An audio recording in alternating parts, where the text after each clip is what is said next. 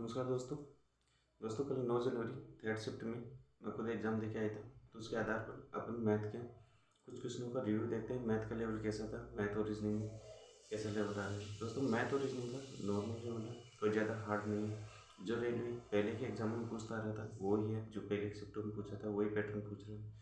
तो अपन देखते हैं। जैसे एक तो एडवांस मैथ का थीटा वाला क्वेश्चन था, उसमें दे रखा था 1/1 प्लस साइन थीटा प्लस में 1/1 माइनस साइन थीटा और इसका कॉस्ट में कोस स्क्वायर थीटा दे रखा था। तो दोस्तों मेरे हिसाब से अगर इसको करते हैं, इसका आंसर आ रहा है 2।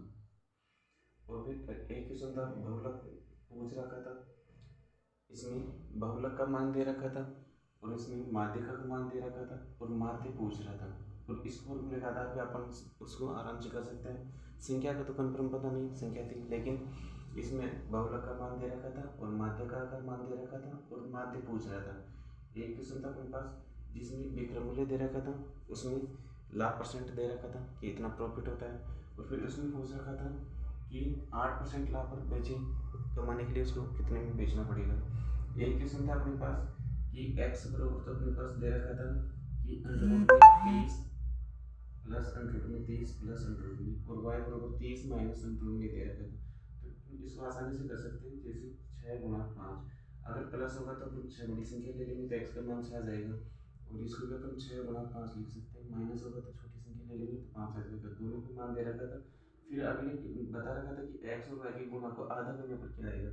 तो x और y के गुणा को आधा कर देंगे, 6×5 = 30 और आधा करेंगे तो 15 आ जाएगा। तो अपना आंसर इसमें 15 आ रहा था। एक क्वेश्चन था कि क्षेत्रफल और आयतन का दे रखा था, इसमें लंबाई क्षेत्रफल आयतन वाले क्वेश्चन में लंबाई और चौड़ाई का अनुपात दे रखा था। वो अनुपात था 3:2, यानी कि चौड़ाई थी जो लंबाई की 1.5 गुना थी। और इसमें उसका रुपए का मान दे रखा था और ईंटों की संख्या दे रखी थी, क्षेत्रफल दे रखा था। और फिर इसमें एक क्वेश्चन और ऐड कर रखा था, मतलब लेंथी क्वेश्चन था। इसमें क्षेत्रफल आयतन का थोड़ा डीपली क्वेश्चन था। सरलीकरण की दे रखी थी, कम से कम 3 से 4 क्वेश्चन सरलीकरण की दे रखी थी, जिसमें अपन बोर्ड मास के फॉर्मूले से करते हैं। और एक आयु का क्वेश्चन था। आयु वाली प्रश्नावली में क्या दे रखा था, इसमें पहले तो 2 कैंडिडेटों के नाम थे, उसमें दोनों का अंतर दे रखा था। फिर इसमें दे रखा था कि 15 साल पहले दोनों की आयु का योग दे रखा था। तो अपन इसको भी आराम से आसान से कर सकते हैं। नॉर्मल क्वेश्चन था, दोनों का अंतर दे रखा था, योग दे रखा था। एक क्वेश्चन था अपने पास ट्रेन का क्वेश्चन था, जिसमें 2 ट्रेनें थी, दोनों ट्रेनों की लंबाई मीटर में दे रखी थी, दोनों की चाल दे रखी थी। एक की शायद 7 मीटर प्रति सेकंड थी, एक की शायद 8 मीटर प्रति सेकंड थी। दोनों एक दूसरे को क्रॉस करने का टाइम पूछ रखा था। तो ये भी नॉर्मल क्वेश्चन था, इसमें टाइम पूछ रहा था। एक क्वेश्चन था अपने साधारण ब्याज का था, जिसमें साधारण ब्याज में क्या दे रखा था, इसमें 2 अलग अलग कंडीशन थी।